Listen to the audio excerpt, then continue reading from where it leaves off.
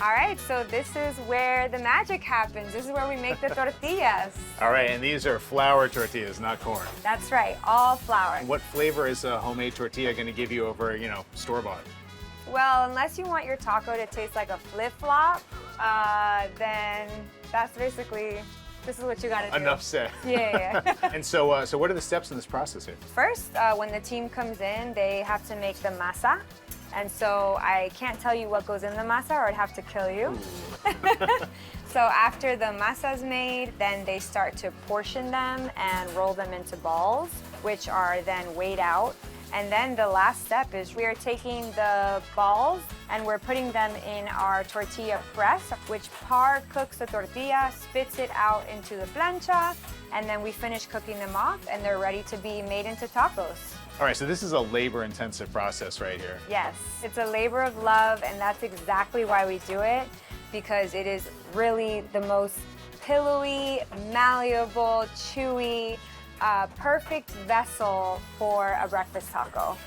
Love that. And I'm almost afraid to ask, how many of these tortillas are you making like every week?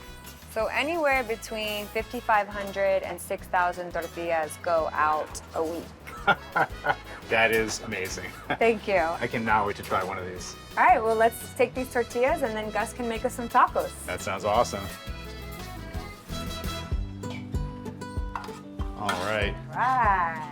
We come bearing fresh tortillas, Gus. All right. Nice let's do it. and hot, straight from the plancha. So what's the signature taco that you're putting together today? So we're gonna do our best seller, which is the 956 taco. The 956. So the 956 is my area code in McAllen, Texas, in the RGV where I grew up. A So little shout out to home. a little shout out always. I love that. So Gus, how do you put this thing together? So we're gonna take our homemade tortillas. So we'll lay them down here. And then first things first, we do a little bed of refried beans. So we make our refried beans fresh in-house every day. Are these, So- we got a little lard in these things? Definitely got a little leftover bacon grease in these for sure. Nice. And so, Tex-Mex staple.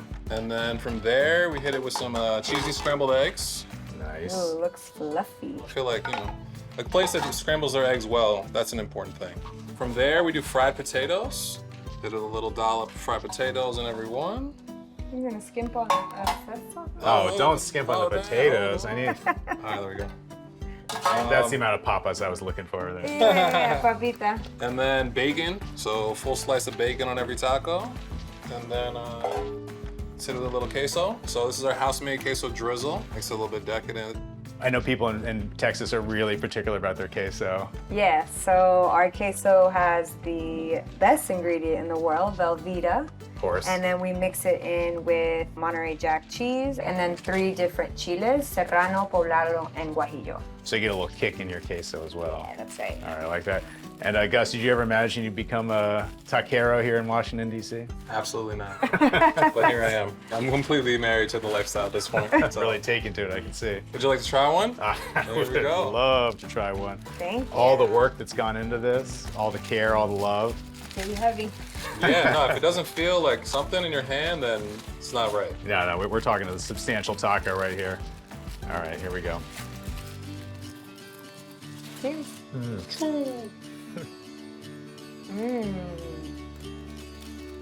Never gets old. That is just first rate. My goodness, the tortillas. They have that little bit of chew. They're so soft and pliable, and all those ingredients. I mean, how can you go wrong?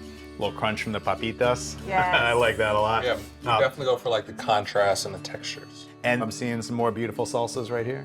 Yeah, so these are our house salsas. So just like the tortillas, it's wouldn't be a legit taqueria if you didn't make all your salsas from scratch. For every order, you're going to automatically get a cilantro crema and a charred tomato, which is a classic roja.